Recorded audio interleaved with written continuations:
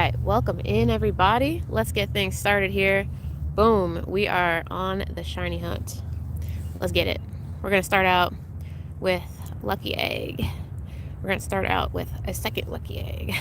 We're gonna pile on double star pieces here. So right now it is spotlight hour.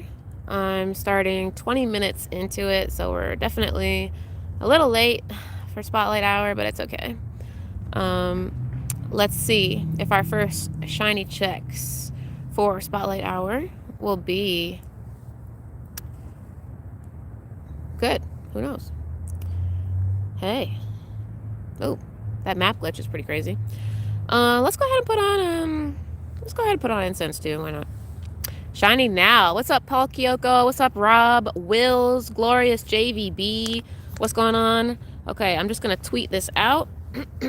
Excuse me, my voice is still recovering from COVID. If you guys didn't know, I did have COVID a little over a week ago. I'm still recovering, so if I sound congested and I'm constantly clearing my throat and coughing, please excuse me.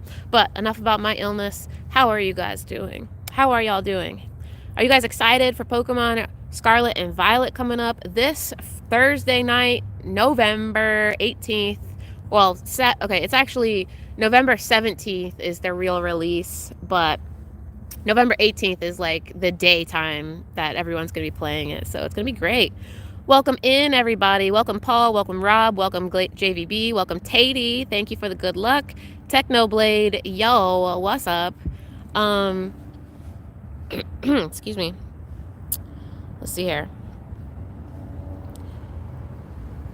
Ozzy says, hi, hope your spotlight hour goes well. Thank you, love. I hope you guys have a good spotlight hour too. Anybody get shiny Porygon in their spotlight hour? Let's see. Clayton says, hello, beautiful. Hello, Clayton. How are you doing tonight? Archers, what's up? Hi. What's up, Birdhouse? Hi. Paul says, definitely excited. Yay! I'm glad. Rob says, you feel unwell? Oh no, I hope you feel better too. You know, guys, the seasons are changing. We're getting into winter. You know, it's that time where everybody's allergies are starting to flare up and get yucky. So I feel you, man. I feel you. Kitty Cat's frustrated. Uh-oh, what's up, Kitty Cat? What are you frustrated about? Share with the group. Birdhouse says he's excited. Let's go, Birdhouse. Grunge, hello. Clayton says, I'm so excited for Pokemon Scarlet and Violet. I'm choosing the cat starter. You? Oh, yeah, we're Team Sprigatito over here for me. That's Team Grass Cat. Yo, Scott, this is your spotlight hour, my dude. Guys, Scott, your team leader, awesome moderator and friend of mine. His favorite Pokemon is Porygon. I know it's not your spotlight hour yet, Scott, but I'm sending you shiny luck for when your spotlight hour starts. Tatey, thanks for the hearts and love. JSB says no shiny yet. Okay, let's keep trying. Let's keep trying here. Hope you guys are having a great evening. I'm sending you all some shiny luck as well. Hi, Francisco. Richard says good evening. Good evening, Richard. How are you doing tonight? Kid Cat says I'm still having trouble defeating Giovanni. Okay. Do you have enough Machamp candy to max out a Machamp and get, I guess, like, try, like, fighting type Pokemon, fairy type Pokemon. You know, I used a Lucario. I think Togekiss is pretty good too. Even if you have a Kyogre, that's pretty good. I think even, like, Dialga might be pretty good. What are some good budget picks to fight against Giovanni, guys? You know, I definitely recommend Tyranitar with Bite Crunch at the end for the Mewtwo. I think Tyranitar with Bite Crunch is probably the best budget pick dark type that you could pick. But hopefully if you did Dino Community Day earlier this year, hopefully you have a good Brutal Swing Hydreigon. So that would be good in the back because, you know, Mewtwo is weak to dark-type Pokemon. He's also weak to Bug and Ghost. So maybe you have a Gengar that you can max out from, like a Gengar that you could max out that you caught from the Halloween event, potentially, maybe. Or maybe you have a Giratina from the Halloween event. That would be good for the back. In the middle, I hope maybe you have a good water type. Water types are great against ground types. You know, I fought against his Rhyperior, but I think he could also have a Nidoqueen or a Nidoking or maybe even a Steelix. All these are ground types. So water type Pokemon are great against ground types. Also ice type Pokemon, but I wouldn't recommend ice types because rock type is super effective against ice. So it's kind of negated if you're fighting against Rhydon or Rhyperior or like Nidoking. So be careful with that. Kitty Cat says their best fighting type is Hariyama. Okay, that's a good start. That's definitely a good start. Hariyama is a great Pokemon. Try to charge TM the Hariyama so that it has a charge move that powers up quickly. Because the key to the Giovanni battles, or honestly any Arlo Cliff or Sierra battle, is to get the shields off as soon as possible. And the way to get the shields off as soon as possible is by utilizing charge moves that have 3 bars in them, because they power up quicker than a charge move that has 2 or 1 bar, because obviously it's going to take you longer to charge up those bigger charge moves. So pick charge moves that are smaller. Also, another Pokemon that could be good is Melmetal, because it has Superpower. And I know Superpower charges up quick. I'm pretty sure Superpower is a 3-bar move. Hello, everybody coming into the chat. What's up, Silver? Hello. You're 808. Eerie Dreamer, what's going on? I've been enjoying raiding with you. Thanks for helping me with the raids lately, Dreamer.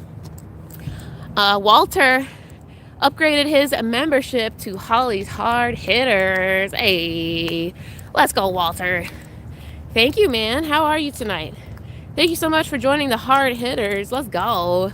Guys, if you want to be a part of my memberships in my channel, thank you so much for supporting the channel.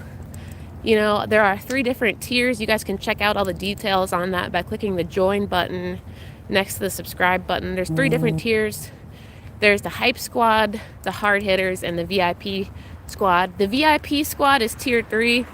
That is the one that you get access to be on my friends list, and you also get invited to raids, not only during every single raid hour from 6 to 7 p.m. Central Time, Texas, but you also get random invites to raids just throughout the week as I randomly do them. So if you love raids and you're trying to get to level 50, check out that tier 3.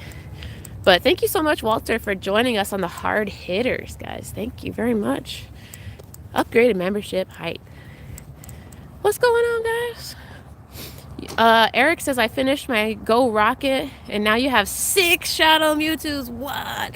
Everybody let me know in the chat, what is your best IV Shadow Mewtwo? Walter says, can I add you? So, Walter, in order to add me, what you need to do is actually, unfortunately, upgrade again to tier 3. You have successfully upgraded to the Hard Hitters, which is tier 2. Oh my gosh, that did not sound good, did it, chat? That car just ran over some stuff. Well, we are walking away. Did you guys hear all that crunching? That truck just like ran over some shit.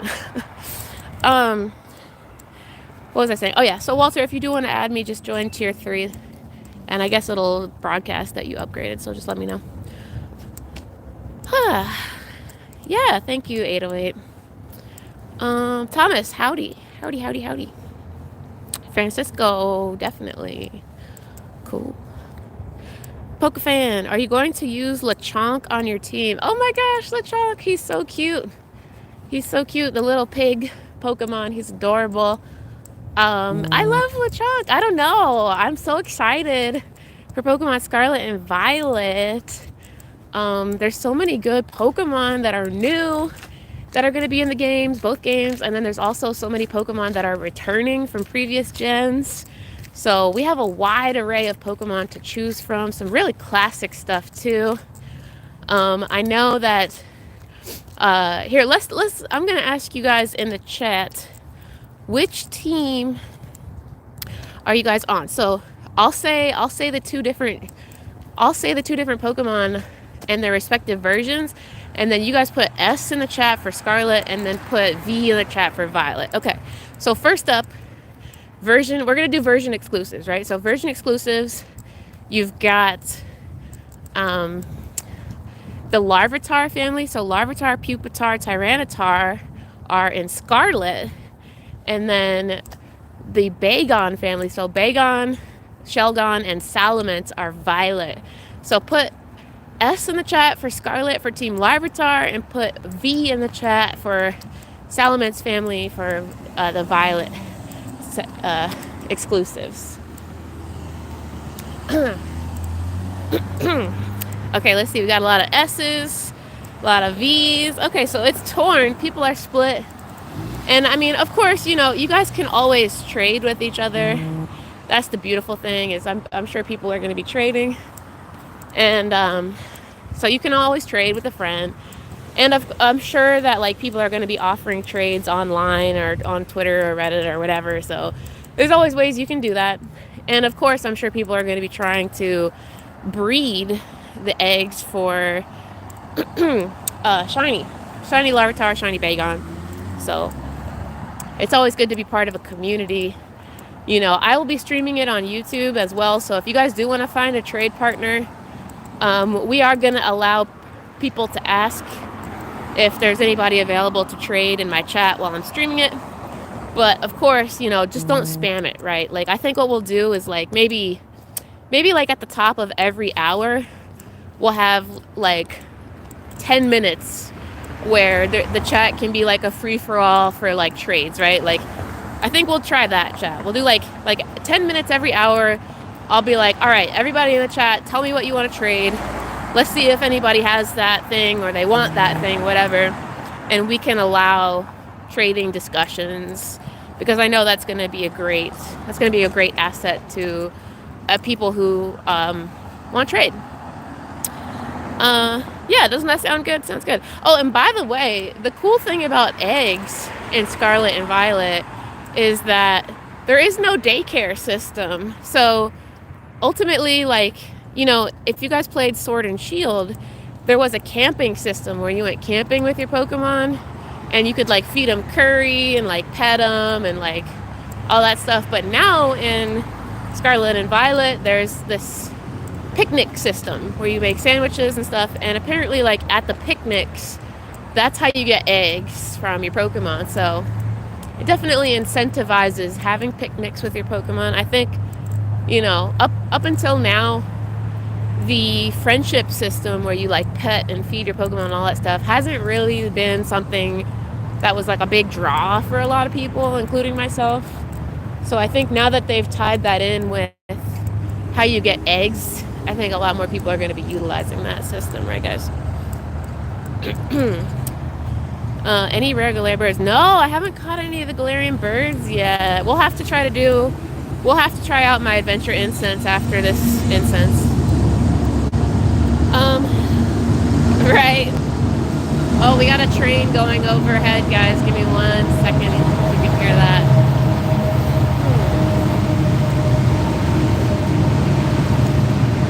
All right. Oh, nice.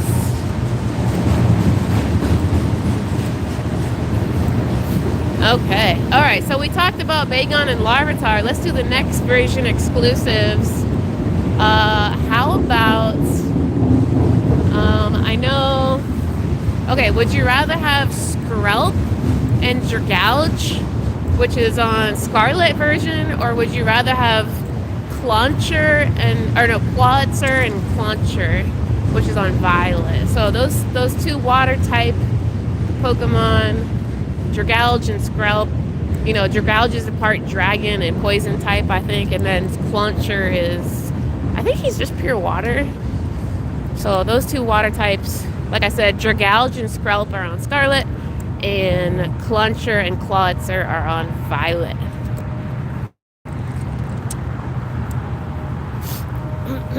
Okay, I'm seeing a lot of S's and a lot of V's. Honestly, Skrelp, Dragalge, Quaxar, and Clauncher are not like determining factors for me by any means whatsoever, but maybe somebody in the chat, it's their favorite Pokemon, who knows. All right, let's do the next one. Sounded like bacon.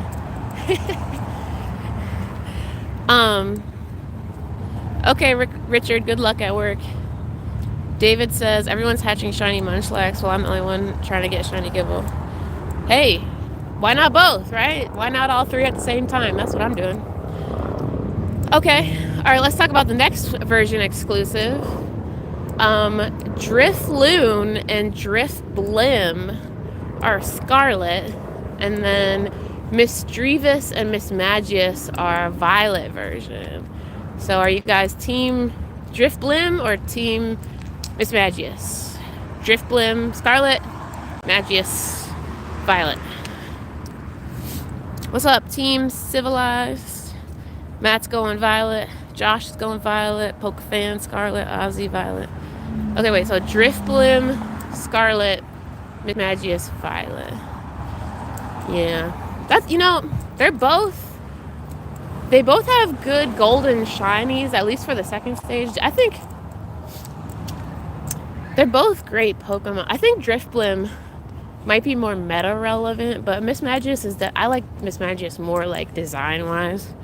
Both good Pokemon. Okay. You love Gold and Fire Red. Those are great games. Classics. Absolute classics. Am I feeling better? Yeah, I'm getting better like every day. Getting better every day for sure. Thanks for asking. You play Heart Gold? Yeah, Heart Gold. It's great. Great play. Adam says Pokemon Scarlet and Violet release worldwide this Friday. Yes, they do. November 18th. So exciting. What's up, Ash? Welcome in. Thank you for joining us. Thanks, Eric.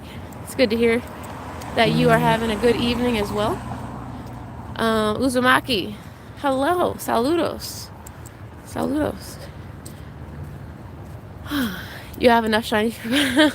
All right, and then you're all set, buddy. Team Civilized, which game is your favorite? I'm so torn, dude. I'm so torn. I'm definitely going to be leaning on you guys to trade me because I like a lot of Pokemon from both versions. Okay, here's a real divider right here. Here's a good one. Which one do you guys like better? I think it's Ceruledge or Armorogue. I think Armorogue is the yellow and red one on Scarlet, and then Ceruledge is the purple and like black and blue one that's on Violet. I think I'm saying their names right. You know, they both look like Mega Man characters, right? But one has like a blaster cannon, and then the other one has swords. So the swords hands one is on Violet, and the blaster cannon one is on Scarlet.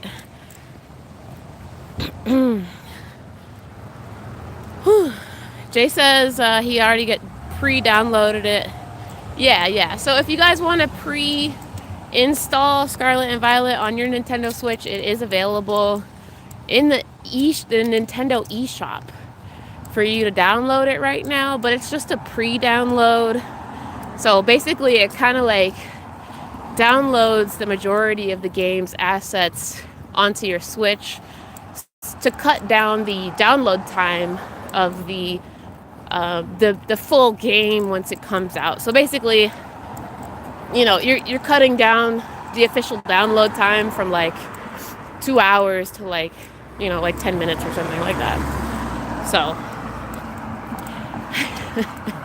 So basically if excuse me, if you guys are trying to like really get ahead and like get an extra like hour leg up on all your friends, then go ahead and pre-download Scarlet and Violet on your Switch. Yeah, pre-download. Kino says, I'll be playing through both games anyway.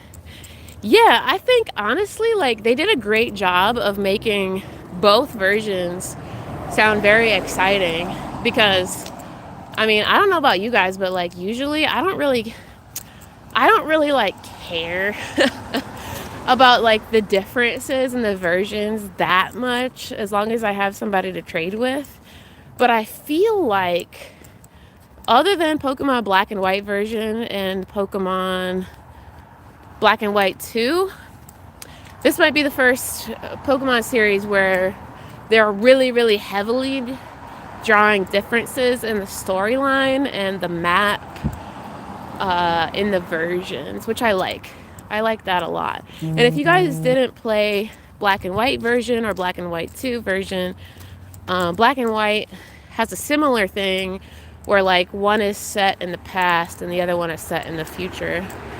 But it wasn't quite as drastic as it seems like Scarlet and Violet is. And I have not looked at spoilers, but from what we've seen with the trailer about Donphan and how in Violet you're gonna get that like mechanical Donphan, and then in Scarlet you're gonna get like the ancient, you know, cave style Donphan. It seems like Scarlet is set in the past and Violet is set in the future, but you guys would know that if you've been watching the trailers and stuff. So I'm not revealing anything new. I'm just telling you guys what you already know. Brian, Tad, Riley, thank you for the good luck. How's your night going, Brian? Hey, how's everybody doing on their hatches, though, guys? Anybody coming up on Shiny Munchlax or Cherubi? Anything? Nothing? I'm curious. I still have not hatched Shiny Cherubi or Munchlax yet, so I'm excited to be out here grinding. You know, because honestly, the Guzzlord event is kind of blah other than these egg hatches. For me, as a shiny hunter, you know, I'm very shiny hunting heavy in my terms of Pokemon Go gameplay. No shinies yet, kitty cat? Cool. Alex says, I've only got one shiny Munchlax. What, bro? You have one, though. You have one. What do you mean I've only got one? Dude, you have one. I think you're probably 99% ahead of everybody else in the chat. Right? Everybody put a number in the chat. How many shiny Munchlax do you guys have? You have 0, 1, 2, 3, 4, 5. I'm at big fat 0, dude. I'm at big fat 0. 0, right? See that? Look at all those zeros in the chat right now, man. If anybody has a 1, dude, you're ahead of the game for sure. Yo, Brian, thank you, love. Brian coming through with the $9.99. Thank you, my friend. Thank you so much for the love hearts. I appreciate that. Okay, we're getting ready to cross the street. Let's listen to it. Wait to cross Westover at Exposition. Sweet. Thanks for letting us know that, Mr. Computer. All right. So just want to remind you guys that tonight from 6 to 7 p.m. your local time, it is Porygon Spotlight Hour. So if you still need shiny Porygon, this is a great one to get out there, get hunting. We have had Porygon Community Day, but, you know, to me, I just wanted a reason to get out of the house because I'm really trying to hatch these eggs, right? Oh my gosh, we still have 3 kilometers left to go. All right, well, we're gonna keep walking and make sure that we hatch these eggs tonight, guys. So stay tuned. Let's hang out for a little while. We're not gonna stop until we hatch these 9 eggs for sure. Brian again, yo. Brian, thank you so much for your generous donations. He says he's got to go back to work. Have a lovely night, everyone. Stay awesome. Aw, thanks, Brian. That's so nice of you to wish everybody a good night. We hope that you have a good night too, dude. Don't work yourself to death. Remember to take breaks, hydrate, and take care of yourself, okay? Have a good night, dude. Thank you for being here, spending time with us, and of course for your lovely donations. Yeah, I agree. Ozzy said Brian's the GOAT. Thank you, Brian. And I know, right? Yeah, this is Austin, Texas, and they do a great job of making the crossings like good for blind people, so that way, you know, you can auditorily hear like, oh, okay, I know what street I'm about to cross. And did you guys notice that when it was time to cross, it said it out loud? It was like, okay, you can cross this street. It said it. Just love that. We need more things like that all over the world, you know. Help everybody, right? Yeah. Welcome in, everybody. I see we got a lot of people just coming in. Thank you guys so much for joining me. Everybody put an adjective in the chat. How's your night going? If you guys are just joining us, we've got 15 minutes left on Porygon Spotlight Hour. Remember, 6 to 7 p.m. is your Spotlight Hour for Porygon tonight. It's currently 6:46 p.m. here in Texas, Central Time Zone. Oh, Silver says he's cold at 36 degrees. Those of you who go by Fahrenheit, that's only 6 degrees, dude. That's cold. Yikes. Woo! What state is that, Silver? Where are you at again? I forget. Josh said he's doing adjective. Been there, Josh. Been there, dude. Sending you a hug. Hope your night gets better. Wow, look at these Porygons. A Cavalier says he's feeling relaxed. We love to see that. Relaxed vibes. Wow, Tekken got a 91% Shadow Mewtwo. That's what's up, dude. That's what's up. Okay, people are getting shiny Porygons in the chat. Let's go. Hey, Sergeant says hit the subscribe button and smash the like button. Thank you so much.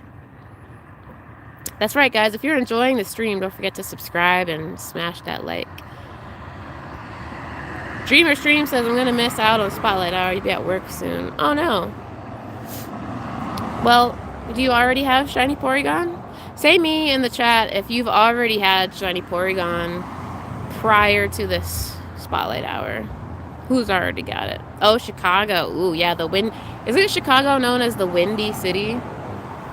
Yeah, that sounds cold, dude. That sounds cold. Okay. Oh, look at all the me's. All right. Whoa. Sheesh. People are going crazy tonight. Look at all the me's. Birdhouse, Kitty Cat, Tag, Ash, JSB, Owen, Sergeant, Jamal, Josh, Tekken. Uh-oh, Walter. What happened, Walter? You missed Porygon Community Day? No worries, dude. Just put on an incense and, you know, if you guys don't hello. Hi. If you guys don't want to spend money on incense, don't forget, you know, you've got your adventure incense, right? Adventure incense is great because it's free. Of course, it's not the most ideal if you're stuck inside because you have to walk in order to activate it, but I feel like a lot of people forget that they even have adventure incense, you know? Like, it is there. See, look, Sam's like, I forgot. You know, I feel like everybody forgets about Spotlight Hour. I guess it's very forgettable.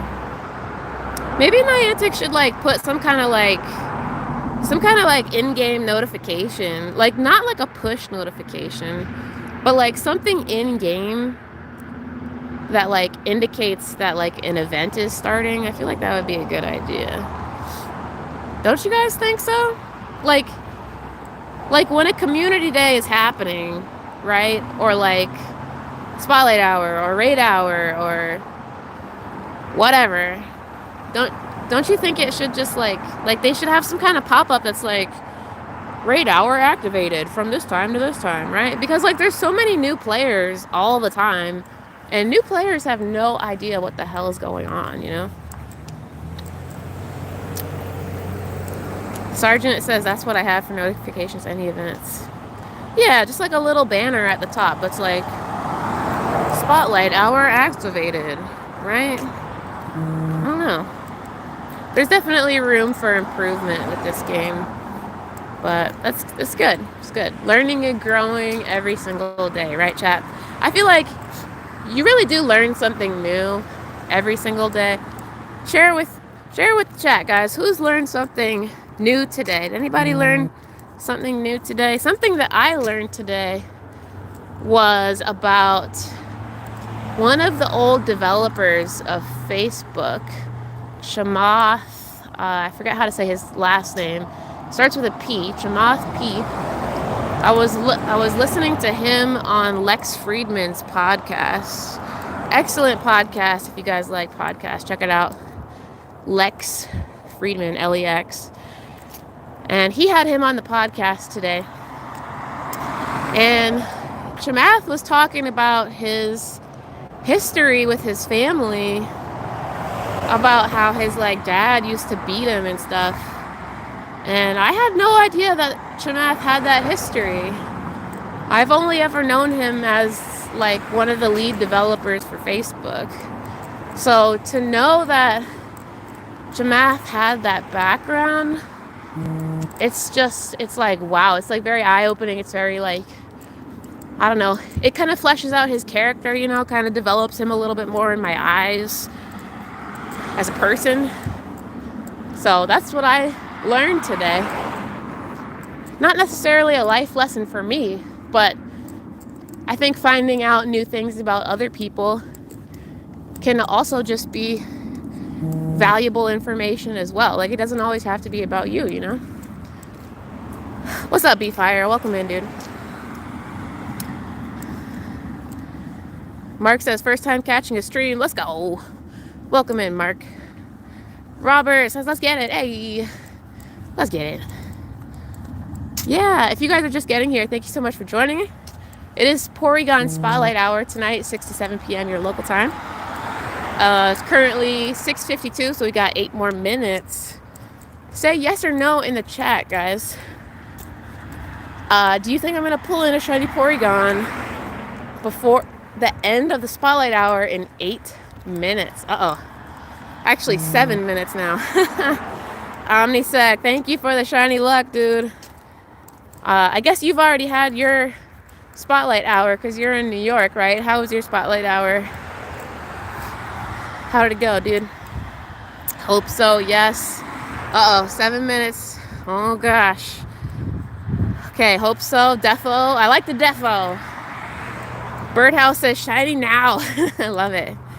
Robert said yes. Ash said yes. I love it. We got so many believers in the chat. I love the believers. I love the positivity, y'all. I'm sending you guys shiny luck as well. If you guys go out for your Spotlight Hour, make sure you check your incubators. Make sure you load up on 7-kilometer eggs before you head out, because don't forget that during this event, the 7-kilometer egg pool is really what you want to focus on for eggs. There's Munchlax, Gible, and Cherubi in 7-kilometer gifted eggs, and they can all be shiny. So I feel like this is the smallest egg pool we've ever had for any egg. For any of the pools. 2, 5, 7, 10, 12. I think this is the smallest egg pool we've ever had. And it's the only time I think the entire egg pool can be shiny too. So this is definitely a first for Pokemon Go. And I've had friends that have already hatched shiny Munchlax and shiny Cherubi. Shout out to your team leader. He's already hatched shiny Munchlax. I saw that as his buddy. He's Scott, you're so lucky. Scott's always lucky. But he did hatch a lot. I'll show you guys in just a second. Let's take a look right after I check that. Speaking of Scott, we were just talking about Scott. This is one of Scott's favorite Pokemon, Porygon. All right, let's see. Here he is. See if he still got it. Yeah, look. See? Your team leader, shiny Munchlax, and he named it. Look at the name at the top, guys. 117 eggs. That's a lot of eggs, bro. That's a lot of eggs. But cool. Congratulations to your team leader. Okay, we got a 12K here, guys. You guys know these are the Team Go Rocket eggs. And as of Monday, they can now hatch shiny Pawniard. So maybe this is a shiny Pawniard. You can also get shiny Dino.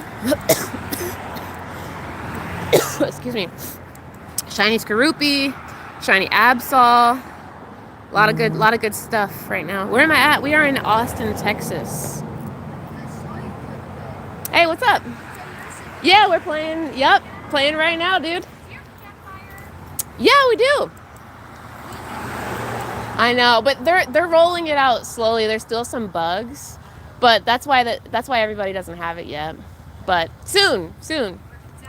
Yeah, I know. Hopefully they'll roll it out by next summer. Anyway, good luck on your shinies. Thanks. Oh, what's my YouTube? It's called PkmnMasterHolly. Okay. Yeah, check it out. We're actually live right now if you want to watch.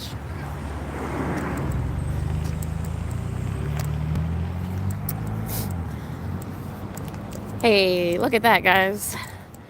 We just met some local Austinites. They were both playing Pokemon Go. A mom and a kid. How cute is that, guys?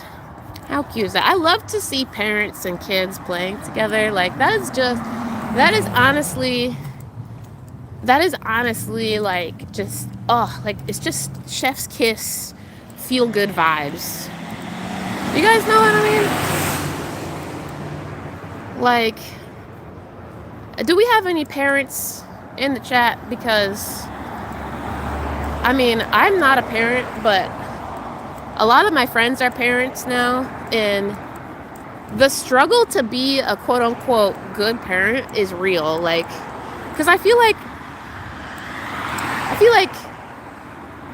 I don't know, it's like, it's so easy just to like, you know, like put your kid in front of an iPad and like let the iPad do the parenting, but like, and then also you have to be more entertaining than YouTube and video games as a parent now, which is extremely difficult, right? Like, think about that, guys. You as a parent now have to be more entertaining than all of entertainment that is now available for free, like TikTok, YouTube, well, Fortnite's not free, but you know, you get what I'm saying. Struggle's real. Pokey Grandma says, I'm 52 and my 29-year-old son plays and my 3.5-year-old grandson plays. Oh, that's so cute. Love that. You got 3 generations of Pokemon masters right there. That's dope. Heartwarming to see it. Yeah, look, I see we have a lot of parents in the chat right now. That's awesome. That's awesome, guys. I know it's got to be so challenging to have kids. It terrifies the hell out of me, honestly. Terrifies me. Because, I mean, I know that there's no such thing as a perfect parent, but like, I don't know. Freaks me out. Freaks me out. I'm not ready for it. I'm not ready. Jamal says he's 40 and 2 of his sons play with him. Oh, see, that's so cute. Nobody says, not a parent, but I've raised siblings, cousins, and your nephew, and now your niece. Wow. That's incredible. Good on you. That's amazing. We love to see that the power of love knows no bounds, right, chat? Like, you don't have to be blood related to somebody to, like, you know, want to step in and take care of them and make sure their life gets going in the right direction, right? Like, I feel that for all of you guys. I really do. And I'm sure y'all feel that for me. Like, I don't think any of my family members are in the chat right now. Maybe my mom, but like, I doubt it. And I like, if I knew any of you guys were like seriously struggling with something, like I would try to help y'all. I would legitimately try to help y'all. And I think y'all will do the same thing for me. So that's what I love about the Pokemon Go community, is that we really do, I really do feel like people like look out for each other in this community. There's like a real sense of love between all the players. It's really tight-knit. Y'all know what I'm talking about. It's pretty intense too, especially when you're talking about team rivalries too. Like, people like Team Valor versus Team Mystic versus Team Instinct. Like, the camaraderie is for real, dude. For real. Like, no one could pay me enough to switch to another team. Like, that's how much I love Team Valor. Like, why do I like Team Valor that much? Like, literally no reason other than I've just been doing it for like 6 years, you know? Like, has Candela ever done anything for me? No. Like, is Team Valor a better team than Mystic or Instinct? No. But like, am I a hardcore Valor lover? Like, yeah. I can't explain it. You know what I mean? What's up, Danny Quinn? We're doing good. How are you doing, dude? Latin Guido says, I didn't have kids, but I had tacos. Tasty. The best kind of kids. Edible. Oh, man. That's funny.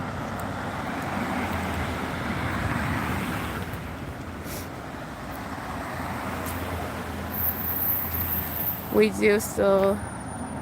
do the Go Team Wars. Is this 2016? Okay, what, am I the only one? Am I the only one? Hey, look, man. Does anybody else, like, take their team way too seriously? Maybe I'm the only one. I mean, and what I mean, I don't, okay, like, let me just backtrack. I don't take it that seriously, right? Like, I don't take it that seriously. I do remember, though, back in like 2017 when raids were first introduced. Do you guys remember when raids were first introduced in 2017? And they used to have ball bonuses for the most raiders of the same type in the battle. You guys remember that? So, like, for example, for those of you who weren't around 2017, what they used to do, thank God they got rid of this, but what it used to be was in a raid battle, the team that had the most players, Team Instinct, Team Mystic, Team Valor, whichever one outnumbered the other teams, got more balls to catch the raid boss at the end. Like that.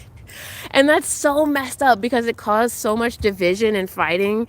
And what happened was it really divided the community because it was like Team Instinct players always got shafted because there was never enough Instinct players to like help them get that bonus. So like I remember, I can remember like on community days, we would do meetups and we would do raids sometimes during the meetups. And like when people would do a raid, it would be like somebody would call out like Valor over here or like Instinct over here or Mystic over here. And everybody would like divide themselves up into little groups to do the raids together. It was always awful for Instinct because there was always only like a couple of people on Instinct and they could never like defeat the raid boss by themselves. So they would end up having to like shuffle into the Mystic and Valor groups and just like deal with having less balls. Like, and this was before the team change token was available. So like if you were Team Instinct, like you were just basically like SOL. Like you couldn't switch teams. All you could do is just like suck it up and deal with it. Like raid with either Team Mystic or Valor. So I'm really glad that they did away with that system, aren't you guys? That was not good. Not good. Hey, Brazil, what's up? Obrigada. Yeah. Yeah, Instinct almost went extinct, dude. For real. Yo, if they would have made the team change token back in 2017 when that team raid bonus thing was active, I would have bet you that Instinct that would have went extinct. No shade to Instinct, but look, y'all know what I'm talking about, man. That was a rough time for Team Instinct. Hi from Singapore. Hi. Francisco's dabbing on the haters. What's up? Nobody says, not a lot of people in my area still play. Yeah, it's weird because like I feel like a lot of the OG players who played Pokemon Go pre-pandemic like no longer play unless they were like the super hardcore people.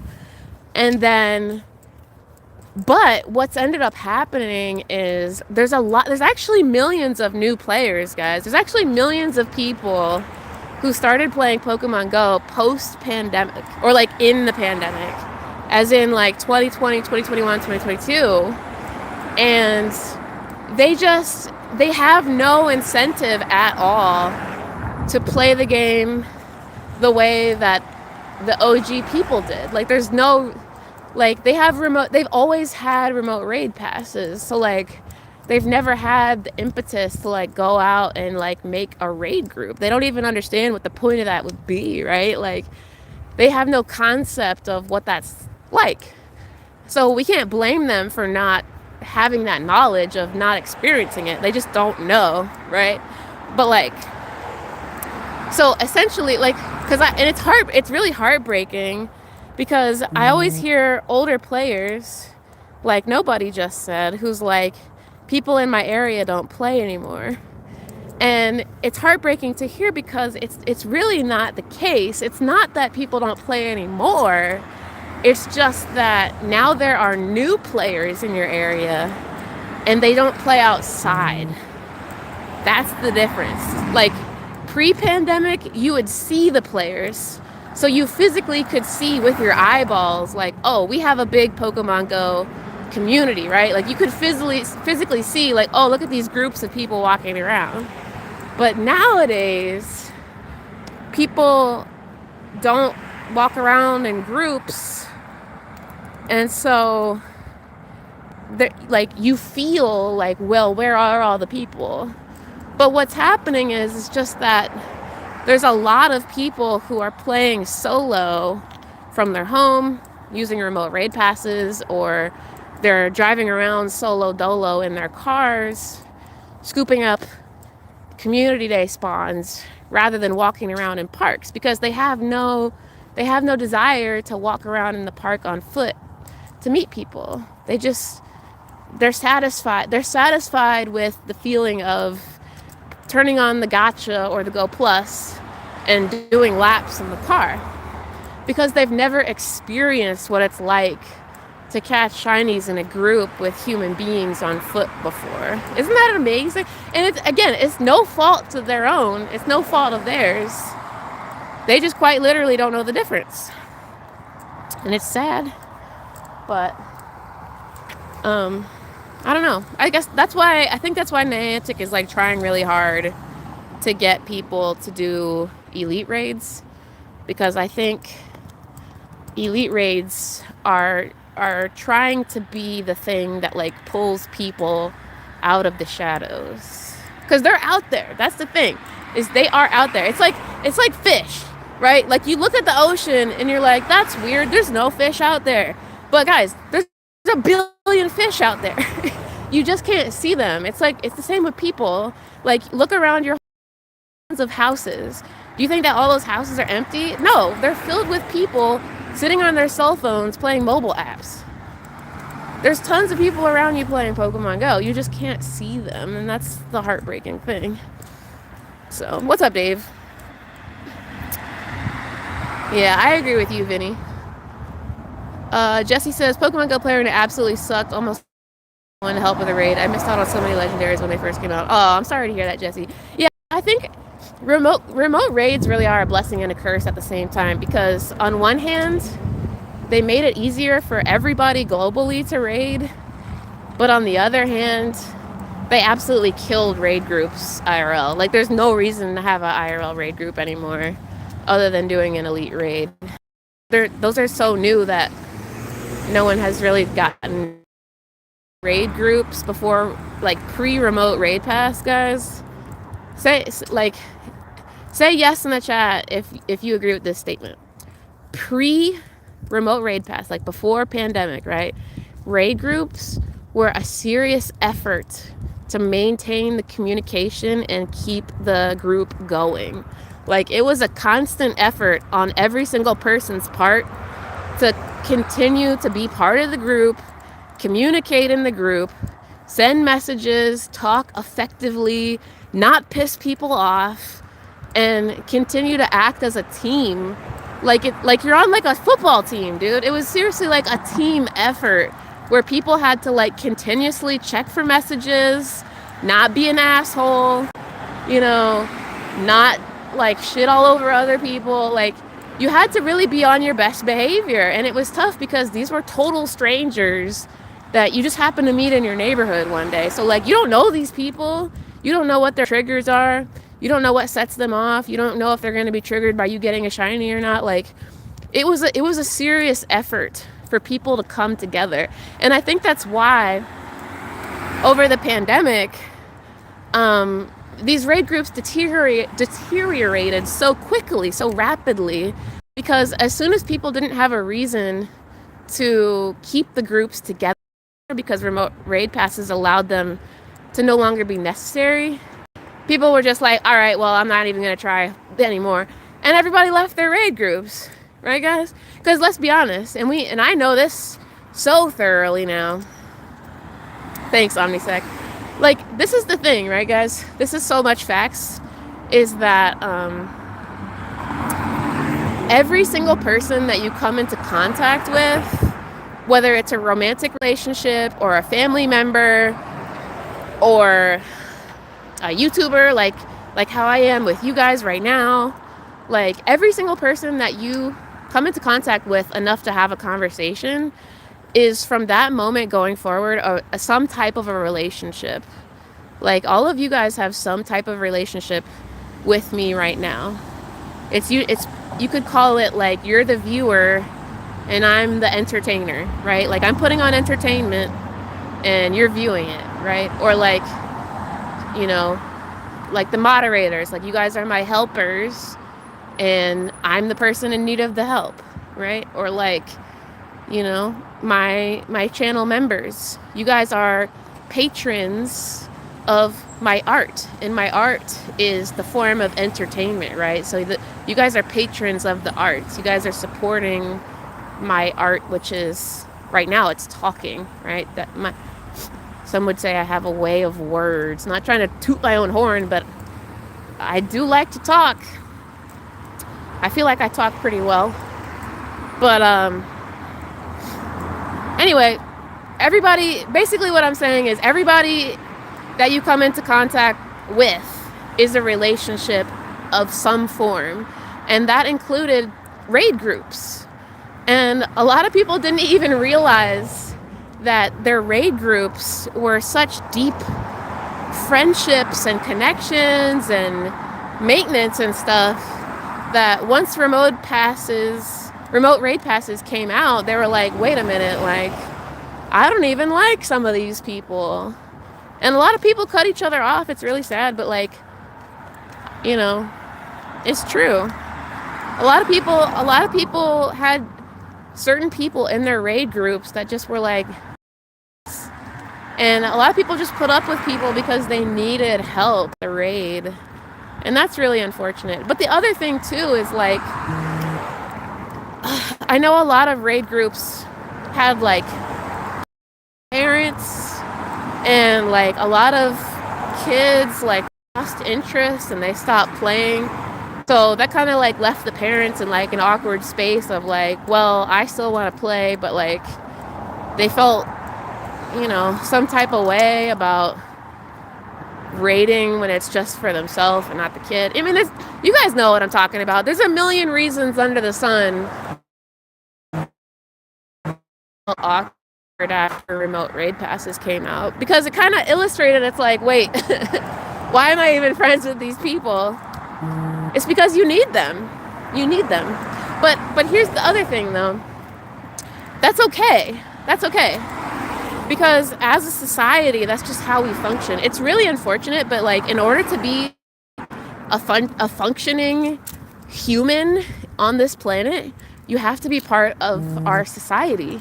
And it absolutely sucks, because I'm sure if I asked every single person in this chat, including myself, like, hey, do you have any issues with this society? We would all be like, well, hang on, let me just get out my list, right? Because all of us have issues with what this world is right now. Like, there's so many problems, there's so many issues, dude. And like, none of us signed up to be here. Like, none of us asked to be born here. But like, guess what? Too bad, so sad, we're here. Thank you, parents. And so now we have to deal with it. But that's just kind of like, it's just kind of like how it is, right? Like, here's a good example. Like, you know, there's a difference between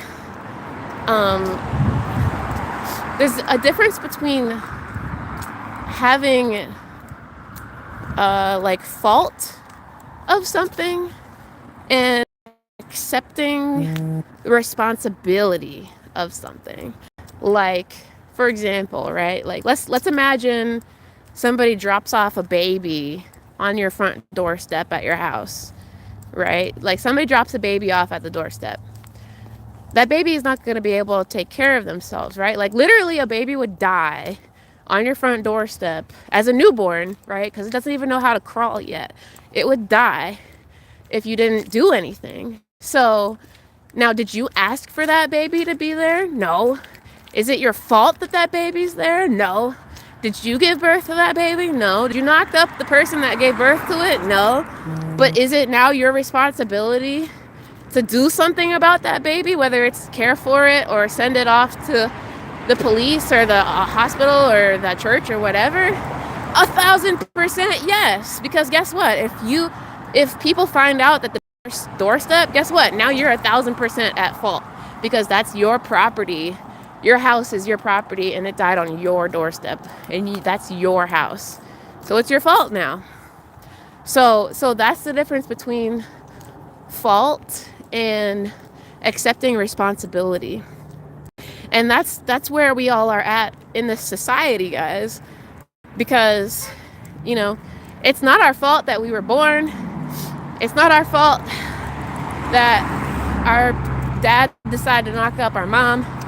It's not our fault that politicians are the way that they are. It's not our fault that this society doesn't function without all of us participating in it. But it is now our responsibility, regardless of whose fault it is, that we become citizens that work together for the greater good to achieve peace and harmony among all of us, right? That's just how it works. That's how it works. Because if you don't, right? Because if you don't just accept the responsibility of like contributing to the rest of the world, then guess what? It all falls apart. It doesn't work. The only reason it works is because people are willing to help each other, like, period, you know? So it's a tough pill to swallow, man. It's a tough pill to swallow. Trust me, we can all go kicking and screaming all day about how we don't want to help our neighbor out because they suck butt. But at the end of the day, guess what? Not only is our neighbor going to have to suck it up and help us, but we're going to have to suck it up and help them too. It's crazy.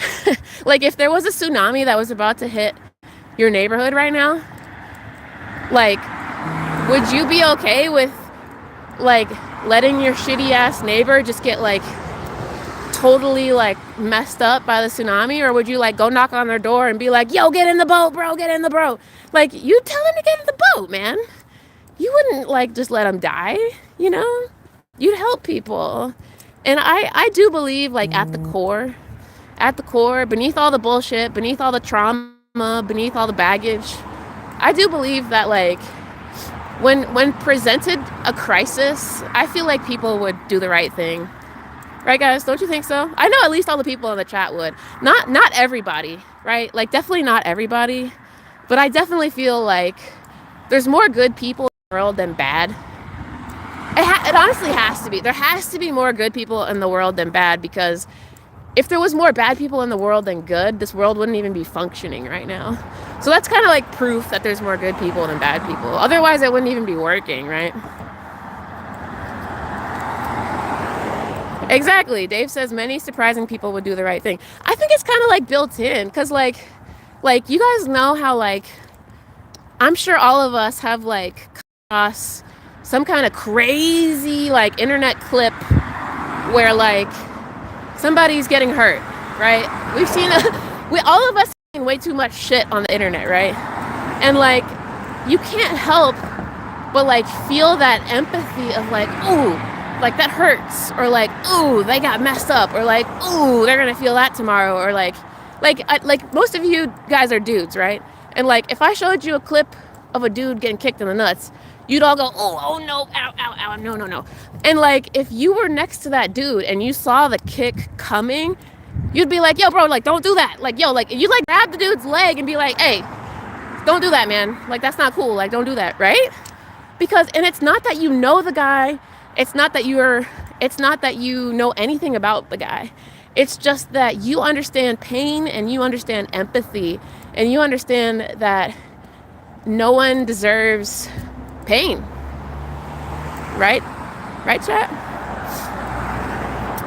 I think all of you would do that.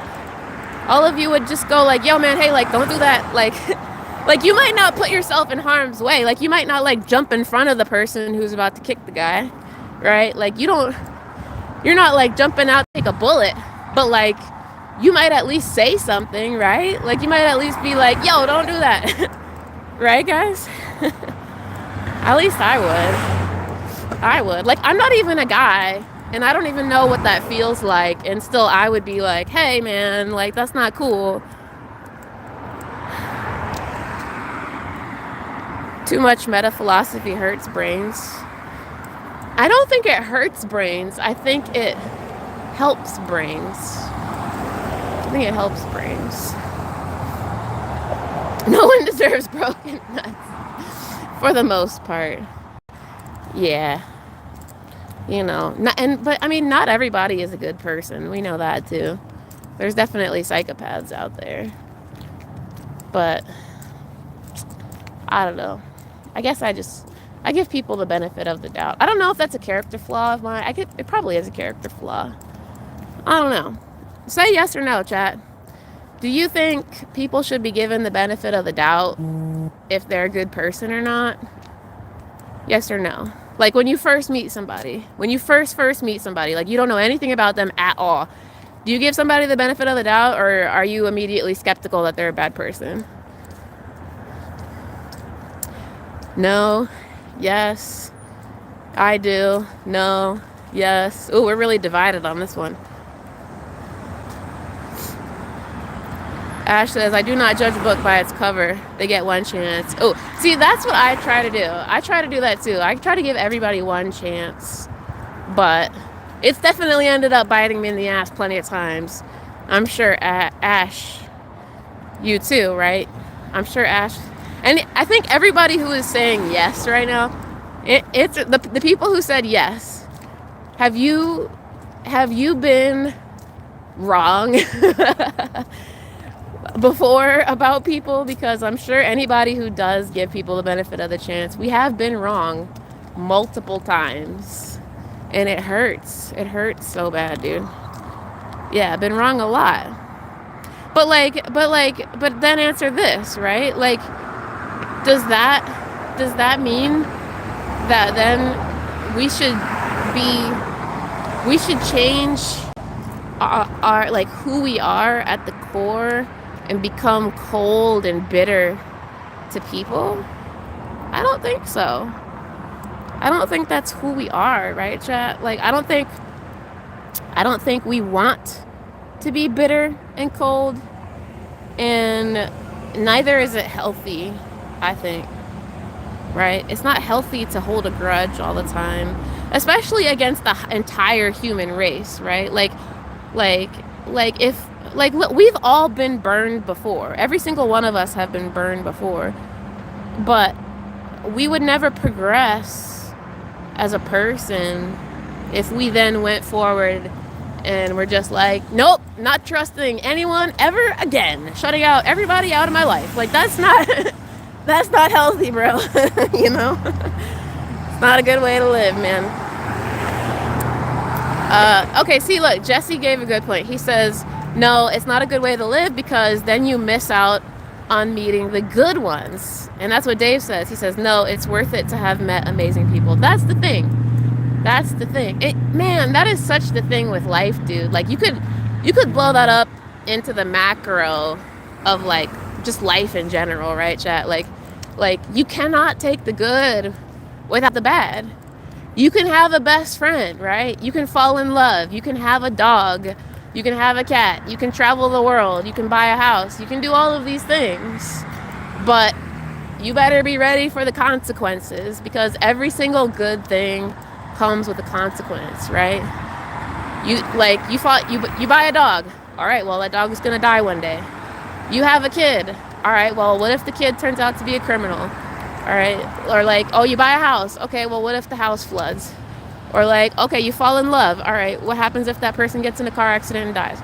It's like, you can't, like, that doesn't mean that you can just like curl yourself up into a ball and be like, man, I'm not doing anything ever again. It's like, no, you have to live, bro. You have to live. You do, like, it's just the way that the world goes, dude. It's like you have to take the good and the bad. And I wish that they would teach more kids that, because that's something that I feel like people don't experience until shit hits the fan. Right? Like they don't tell you that stuff in school. They just show us Disney movies and are like, "Oh, fairy tales, like everything's going to end up sunshine and rainbows and we all live happily ever after." But like they don't tell you that any dream that's worth pursuing is going to come with problems. Period. Life is a give and take. Exactly. And I don't think it ever gets easier. So like I was listening to that TED Talk with Chamath from Lex Friedman, right? And he's a billionaire. He's a multi-billionaire, guys. And Lex asked him, like, okay, you're a multi-billionaire. Like, does life ever get better once you're a billionaire? Like, does life ever get easier? Like, what's the pros and cons of being a billionaire? And Chamath just says, like, no, life never gets easier because of money. It's just a different set of problems, And I mean, you guys have heard that before, right? Say yes if you've heard that before. I've heard that from so many different people. Like, celebrities say that all the time. Rappers say it, right? More money, more problems. Like, your problems never get easier. You just get a different set of problems. Whoa. And that reminds me of a great book by a great author. His name is Mark Manson. Have you guys ever read that book called The Subtle Art of Not Giving a Fuck by Mark Manson? Excellent book. Highly recommend it. 2 thumbs up, 10 stars. Would read again. Not only do I have the paperback, but I've also bought it on audiobook so I can listen to it when I drive. Dude, that book, 10 out of 10. You guys, if you haven't already read The Subtle Art of Not Giving a Fuck by Mark Manson, bro, go on Amazon right now, buy it, or like go on your whatever to get the audible version, the audio version. So it's on Google. I know it's on Google Play Books. I'm sure it's on the Apple Store. I'm sure it's on Audible too. And I'm sure it's also on Amazon. So yeah. Yeah. See, I see a lot of yeses in the chat. Yeah. See, everybody always says that about life. It never gets easier. But see, you guys, I feel like that's why like old people just like don't give a single fuck, right? Like, it's so hard to rile up old people because they just don't care anymore. They're just like, yeah, whatever, like life sucks, it's hard, get a helmet, right? Like, if you ask any of our grandparents, like, Grandpa, does this matter? And they'd be like, nah, not really. No matter what it is. Yo, Brian, thank you for the $9.99, dude. Brian said, hey, Holly, I'm going to send you an email whenever you have the time. Okay, cool. Thank you, Brian. Wait, Brian, I thought you went to work. Thank you for still listening. I hope you're having a good time at work. I hope you guys are enjoying the live stream. I hope that we're getting close to hatching these eggs. The goal is to hatch shiny Munchlax and shiny Cherubi. Cherubi dooby. Yeah. Speaking of that, let's check. Okay. Yep. We need 1 kilometer left, guys. 1 kilometer left. Yeah. So, whoa, Brian again. Yo, Brian, the GOAT. Thank you so much, Brian. Brian says he is working. That's so funny.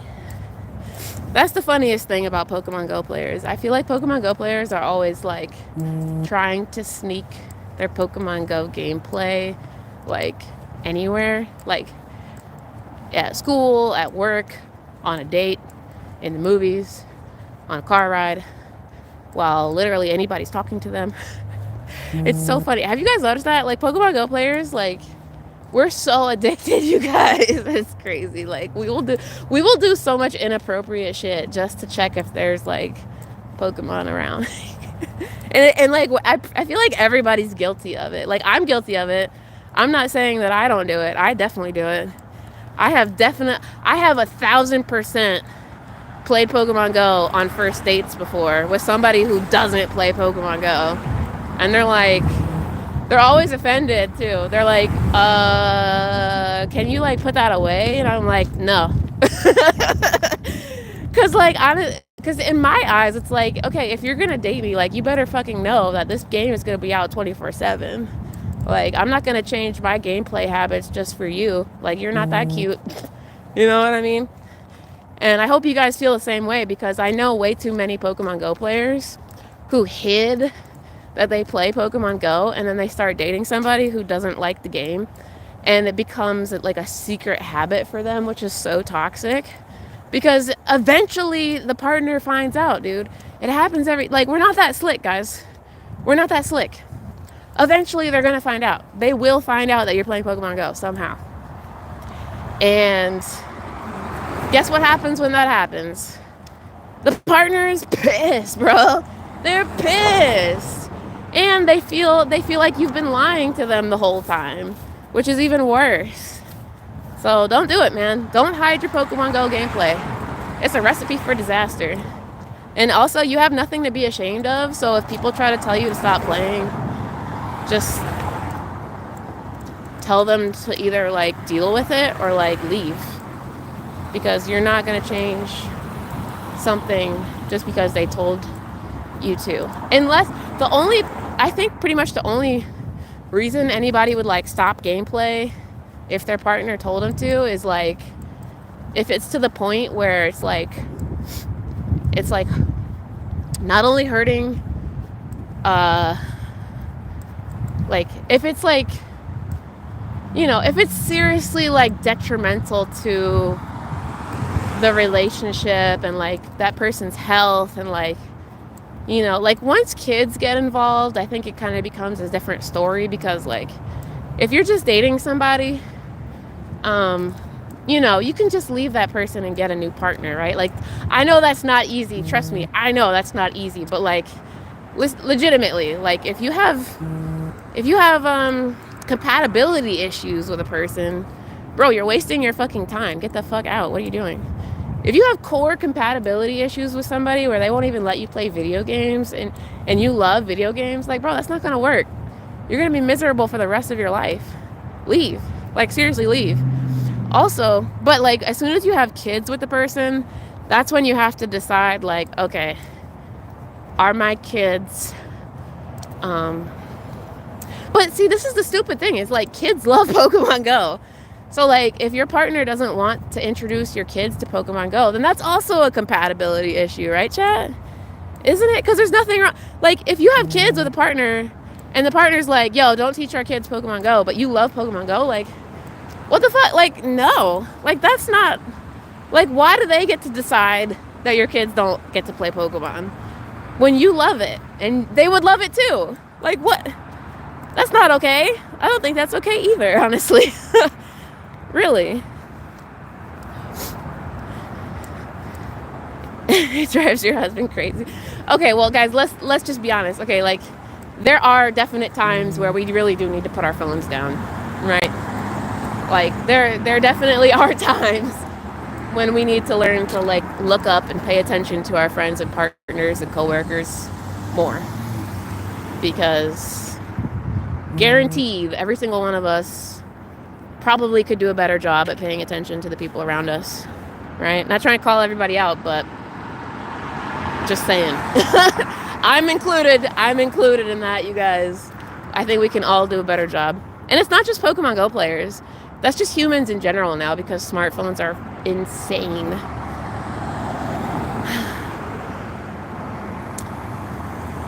Yeah, exactly. Yeah, you know, at the end of the day, guys, you gotta do what makes you happy. And the right people in your life, whether it's your coworker or your romantic partner or your friends, should support you in that. And if literally anybody, whether it's your coworker, your boss, your parent, your family, your wife, girlfriend, boyfriend, best friend, children, whatever, doesn't support whatever makes you happy, then you kind of gotta really assess that relationship and go, is this relationship with this person worth changing what makes me happy in order to make them happy? And if you really, really, really, really put it under a microscope, guys, the answer at the end of the day should always be no. Okay, I'm just gonna spoil your life journey right now and just tell you the answer is no, guys. The answer is straight up no. Don't sacrifice your happiness for anybody else's happiness. Period. Mic drop, bro. Don't fucking do it. Don't do it. It's so simple. Like, don't do it. Like for example, right? Like if your parents are like, oh, we really want you to be a doctor when you grow up, right? But you hate blood. Don't just go become a doctor because your parents said so. You're gonna hate being a doctor, man. You're gonna hate it. Or like, if your wife is like, oh, I really don't like you in cargo pants or cargo shorts. I think you need to wear a tuxedo tonight. And you hate wearing a tux and cargo shorts are your favorite thing to wear. Bro, tell her like, well, too bad, I'm wearing the cargo shorts. Like, don't change yourself. Don't change yourself for anyone because you'll always end up regretting it. And the longer you delay being yourself, the longer you'll have to recover from turning into somebody else for somebody else. Yep. That's why everybody says just be yourself. You know? Okay, okay, chat, give me some deal breakers. Like, give me a good deal breaker. Like, what's something that's really important to you that you would never change for somebody? Let's not say Pokemon Go, because obviously I think all of us would be Pokemon Go, right? But let's do something else. Like, I think for me,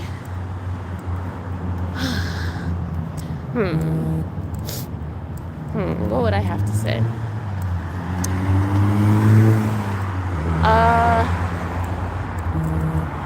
I think my deal breaker is like, never tell me to like hurry up. Like, as soon as somebody says that I have to hurry up, that's implying like you think that like I'm on your time schedule. No, bitch, I'm on my own time schedule. Okay, you're on your time schedule. Let me be on my time schedule. You don't control my time. I control my time. As soon as somebody tells me to hurry up, it's done. I am putting my foot down. I have firm boundaries around that shit. Do not fucking tell me to hurry up. And if you try to be vindictive and passive aggressive and be like, oh, you're always late, guess what? Fuck you. I've talked to my moderators about this because my mods used to make fun of me when I would always be late to stream. And I had to tell them like, yo, shut the fuck up. It's my stream. This is on my time. You guys are watching me on my time right now. I decide when I go live. I decide how long I'm live. I decide if I'm late or not. It's my time. It's on me. But yeah, let's see what you guys say. Thanks, Brian. If they don't like your family, that's a good one. Yeah, if people don't like your family, like, bye. Yeah, definitely. That's a good one. Charles says being okay with your kids. That's definitely a good one. If your partner doesn't get along with your kids, like, talk about a red flag, right? Red flag. Valor Dude says, thank you so much for this advice. Been beating myself up for not being able to stick out in my relationship. We are so incompatible and we have a kid together. Was trying to stick out for her. Damn. My heart goes out to you, Valor Dude. But here's the, you know what? That's something worth bringing up too, is like, guys, like, I hate talking in blanket statements because like everybody's different. And you got to do whatever is best in your situation. But like 9 times out of 10, if anybody stays in a relationship, and I'm putting this in air quotes, for the kids, that's not going to work. Okay? It's not going to work. And by the way, not only is that unhealthy for you, but it's unhealthy for the kids. Because you're the kids' role model, and ultimately, people who stay in a relationship, quote unquote, for the kids, you're teaching your kids, hey, no matter the amount of problems that you have with a person, you should sacrifice your own boundaries and be miserable, because too bad, so sad, you had a kid with them. It's like, no. Just because you have kids doesn't mean that you have to sacrifice your own happiness and your own boundaries. Like, a healthy relationship should always be what you strive for to show your kids. Because if you don't show your kids how to be healthy in a relationship and stand up for yourself, they're gonna emulate your bad behavior and not learn how to take care of themselves and put up boundaries when necessary. And then when they get in a relationship, they're gonna have their partner step all over them, and they're gonna let their partner take advantage of them. Because kids emulate their parents. So if you're teaching your kids, like, hey, you know, just gotta do whatever your partner says, too bad, so sad, suck it up, that's life. You're essentially teaching your kids, like, if they make a mistake, they're condemned to deal with that forever. And they're not. They're not. And neither are you. And no one is. You can always have a new beginning. You can always start over. And guess what? When you leave a toxic relationship and find a better relationship, a healthier relationship, then guess what? That new healthy relationship becomes the role model for your kids. And you just saved them from internalizing the idea that people don't get a second chance. Now you have showed them, by being a good parent, that it's possible to move on and love again in a healthier way. So basically, be the role model that your kids deserve, parents. Be the role model that your parents never were. You gotta step up to the plate and do the hard things. Because starting over is never easy. But spending the rest of your life with somebody that you don't love is worse. So, mic drop on that one. All right, we only got 0.1 kilometers. Everybody say in the chat, what do you guys think is going to hatch? Let's hope for shiny Munchlax, right, guys? Let's hope for shiny Munchlax. Yeah. Yeah.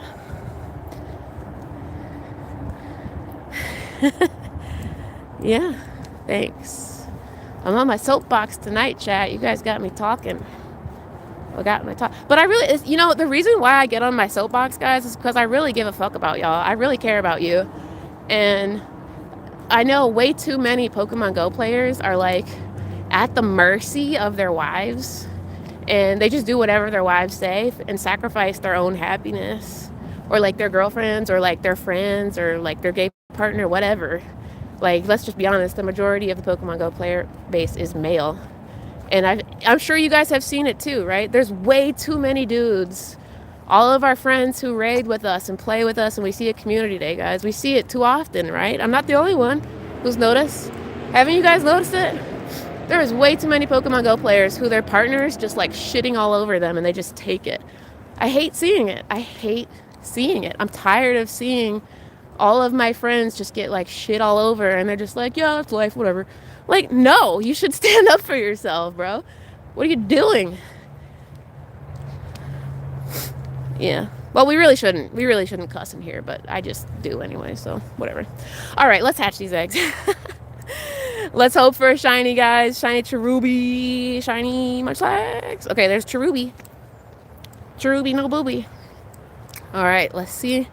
Number 2. Come on, baby. Oh, non-shiny.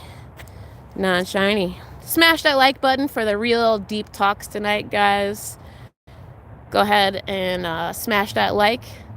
If you guys are watching this on YouTube after the replay, or for the replay, make sure you guys leave a comment below. Have you guys been able to hatch a Munchlax or a Cherubi or a Gible shiny? Go ahead and smash that like button as well. Subscribe if you're new. If you guys are interested in joining my YouTube channel members, click on the join button next to the subscribe button. Turn on that notification bell to be alerted next time I go live. We are going live tomorrow, Wednesday, for 6 to 7 p.m. raid hour. So if you guys are part of Tier 3 VIP members, so my channel members, we're doing raids. So get your lucky egg ready. And I'm going to see you guys for raids at 6 to 7 p.m. Shout out to all my moderators in the chat who helped keep the chat clean tonight. You guys are amazing. Shout out to Brian Tad Riley for all the incredible donations all night. Thank you, Brian. Huge shout out to the rest of the chat for just being here, supporting, watching, being cool as fuck. Love you guys. Looks like we got no shinies. But you know what? That's okay, because I had a great time talking to all of you, because you guys are wonderful people. And I told you before, I really do care about y'all. So I'm wishing you all the best. I want you to know you deserve the best. You listening to this right now, you deserve the best. Don't ever let anybody walk all over you. You are not a carpet. You deserve better. Okay? Treat yourself better, because you deserve love and happiness just like everybody else. All right? That's right, Cricket. Cricket says, let's get shinies tomorrow instead. Yep. All right, chat. You guys are awesome. Keep up the great work, being good people. It's always, you know, every single day is another challenge, more lessons to learn, and new ways to be a better person than you were yesterday, right? So let's get it. I'll see you guys tomorrow. Have a great night. Thank you so much for being here. And I'll see you guys for raid hour 6 to 7. Good night, everyone.